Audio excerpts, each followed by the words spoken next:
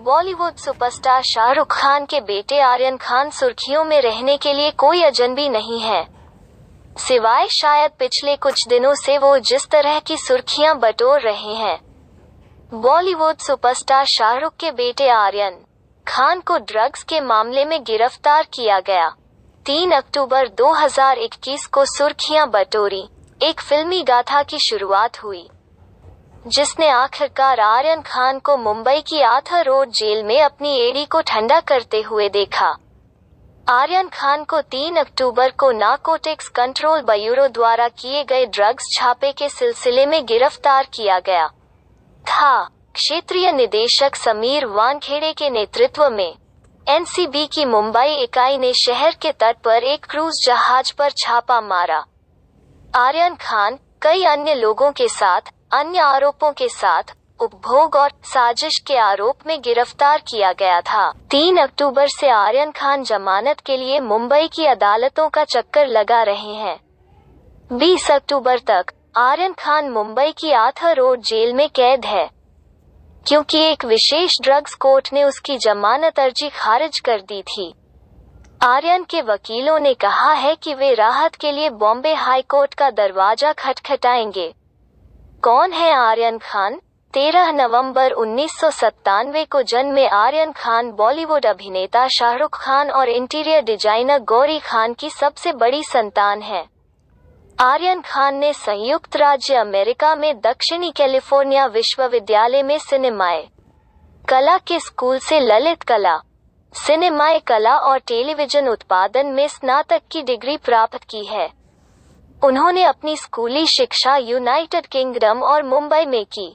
आर्यन खान के 2 भाई बहन सुहाना और भाई अब्राम हैं। मुंबई क्रूज ड्रग केस, यह सब कैसे शुरू हुआ? 2 अक्टूबर को आर्यन खान मुंबई के बांद्रा स्थित अपने घर से कौटिल्य क्रूज के एम्प्रेस जहाज पर एक पार्टी में शामिल होने के लिए निकले। दिल्ली की एक इवेंट कंपनी द्वारा 2 दिवसीय संगीत यात्रा का आयोजन किया गया था। गुप्त सूचना मिलने पर नारकोटिक्स कंट्रोल ब्यूरो की मुंबई इकाई की एक team zonal director Sameer Wankhede के नेतृत्व में यात्रियों के वेश में जहाज पर चढ़ गई।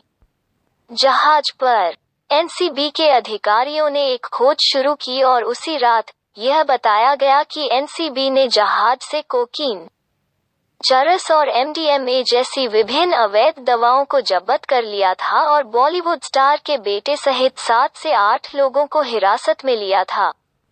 आर्यन खान को कब गिरफ्तार किया गया था?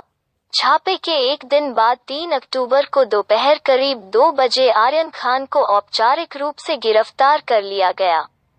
2 अन्य मुनमुन धमेचा और आर्यन के दोस्त अरबाज मचेंट को भी गिरफ्तार किया गया है। गिरफ्तारी ज्ञापन के अनुसार आर्यन खान को प्रतिबंधित पदार्थ के उपभोग, बिक्री और खरीद में शामिल होने के लिए गिरफ्तार किया गया था।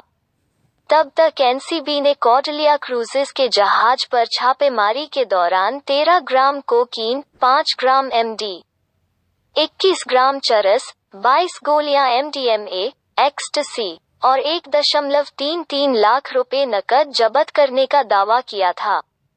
आर्यन खान के खिलाफ क्या आरोप हैं? आर्यन खान पर narcotic drugs and psychotropic substance NDPS act की 4 धाराओं के तहत आरोप लगाए गए थे। इन शुल्कों में शामिल हैं: 1. धारा 8C, यह धारा चिकित्सा या वैज्ञानिक को छोड़कर उत्पादन, निर्माण, कब्जा, बिक्री, खरीद, परिवहन, गोदाम, उपयोग, उपभोग, अंतर-राज्य आयात और निर्यात, भारत से आयात और आयात या किसी भी मादक दवा या मनोदहिक पदार्थ के परिवहन को प्रतिबंधित करती है।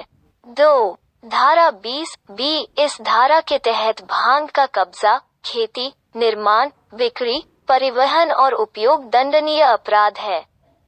यदि आरोपी के पास छोटी मात्रा है तो कारावास में एक अवधि शामिल है जिसे 6 महीने तक बढ़ाया जा सकता है।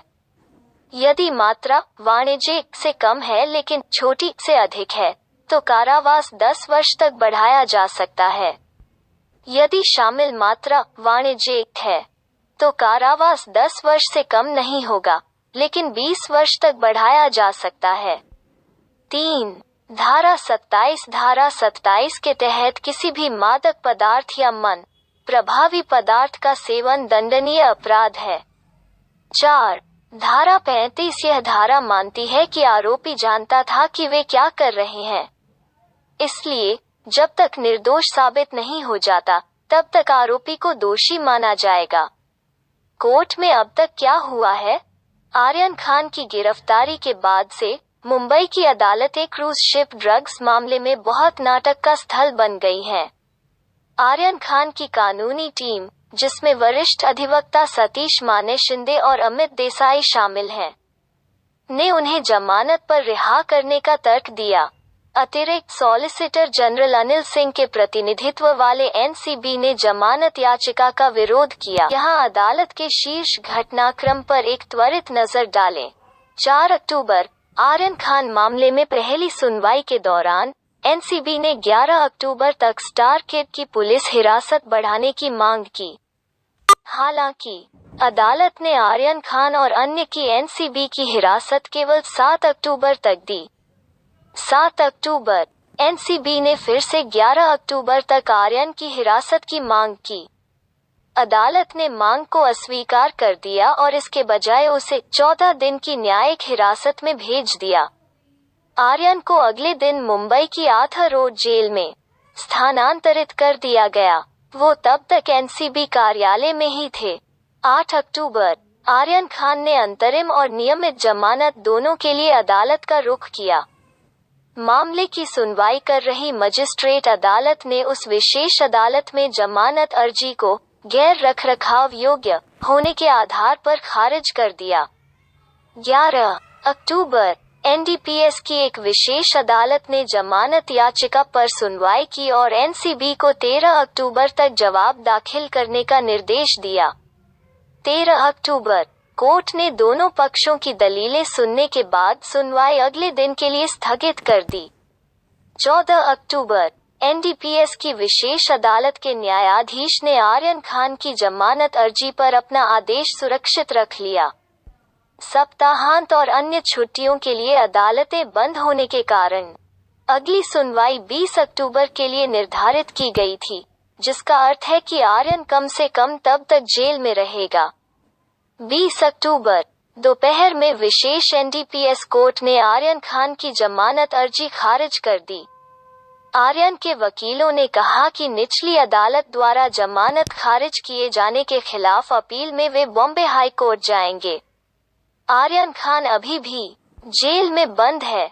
जमानत के पक्ष में आर्यन खान की प्रमुख दलीलें क्या हैं? उसके पास से कोई दवा बरामद नहीं हुई है। कथित व्हाट्सएप चैट वर्तमान मामले से असंबद्ध हैं। सही होने पर भी आरोप केवल छोटी मात्रा और खपत से संबंधित हैं। कोई आपराधिक इतिहास नहीं, भागने की कोई संभावना के खिलाफ एनसीबी की प्रमुख दलीलें क्या हैं? आर्यन के दोस्त अरबाज मचेंट से बरामद ड्रग्स, कथित तौर पर 6 ग्राम चरस। इन दोनों के लिए था व्हाट्सएप चैट। अंतर्राष्ट्रीय मादक पदार्थों की तस्करी का सुझाव देते हैं आर्यन खान साजिश में शामिल है, इसलिए बरामद दवाओं की मात्रा मायने नहीं रखती। वो प्रतिबंधित पदार्थों का नियमित उपभोक्ता है। किसी भी आरोपी की रिहाई से जांच में आएगी बाधा। आर्यन खान गिरफ्तार। सभी की क्या प्रतिक्रिया थी?